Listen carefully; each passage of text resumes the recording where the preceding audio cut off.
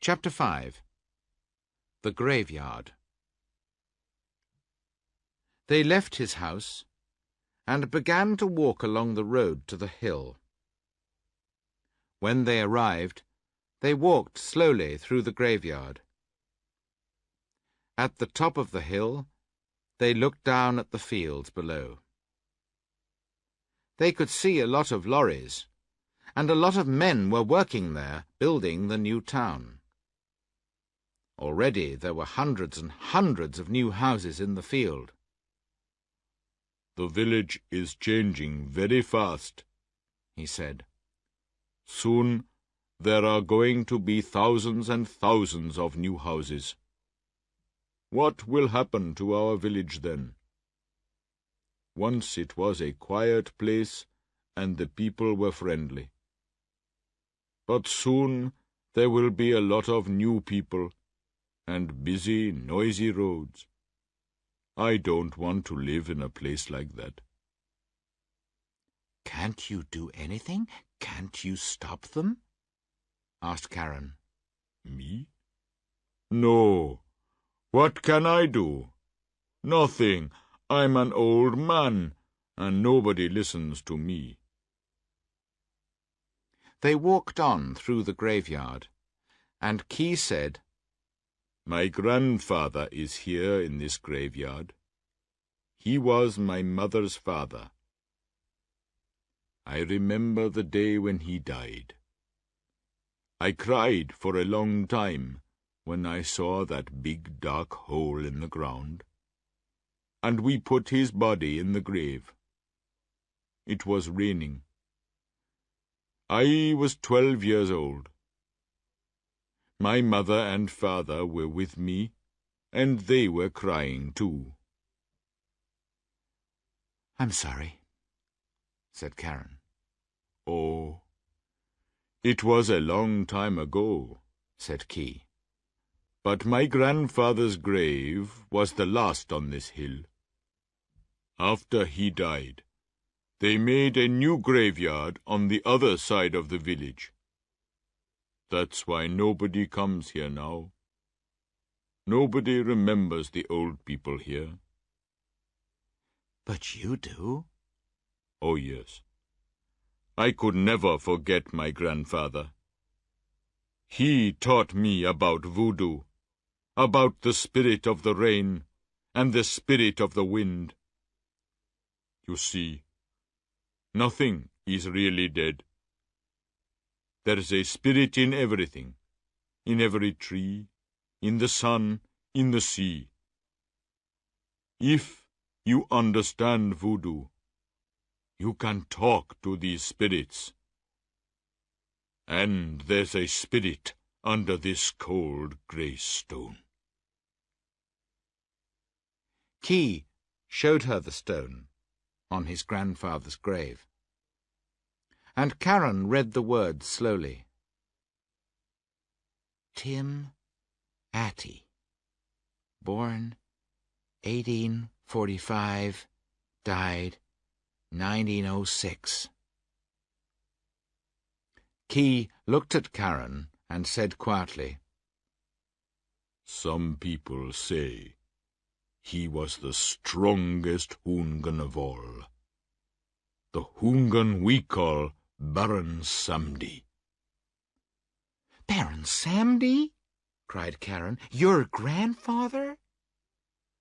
Suddenly she felt afraid when she heard the terrible name. She looked at the old man. "I see you know more about voodoo than I thought," he said. "But don't be afraid of me. I'm just an old man who doesn't like the new world." He smiled at Karen again.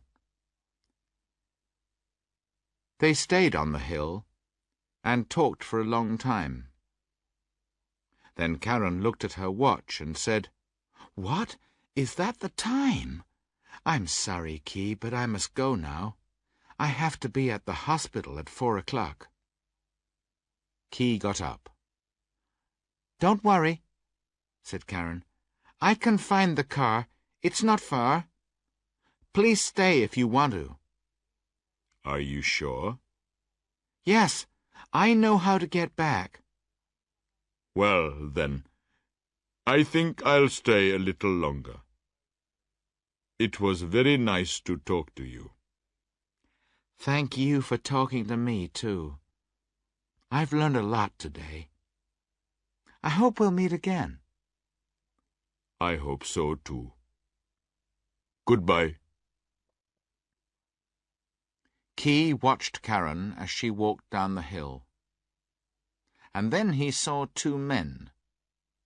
They were young, and they were carrying lots of papers. They walked around the graveyard for a short time, looking at the graves and then at the papers. Key went over to them. Good afternoon, he said. Good afternoon, the men replied. What are you doing here? Asked Key. We work for Conway Construction, they said. We're building some shops here. And a big hotel, said the other man. Key was very surprised. What? He said. You can't do that here. This is a graveyard. You can't build houses and shops in a graveyard. It's a very important place. The two men laughed at him. Don't be stupid, old man, they said. This graveyard is very old. Nobody comes here now. The people in this graveyard died 100 years ago. Key was angry. Don't talk to me like that, he said. My grandfather's grave is here. You're not going to build shops and houses on this land. One of the men said, Yes, we are. This is Mr. Conway's land. He bought it a few days ago. He's going to build shops here, and we're going to help him. No, said Key. That isn't true. It is true, replied the man. We're going to start next week.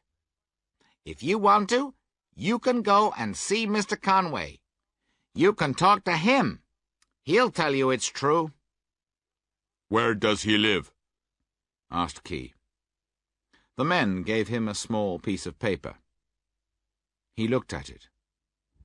The paper said, Conway Construction, 16 Rue de la République, Port-au-Prince.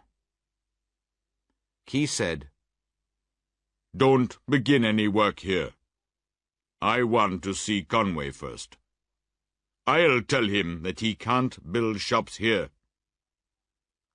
The two men laughed and said, Okay, old man, we'll wait for you.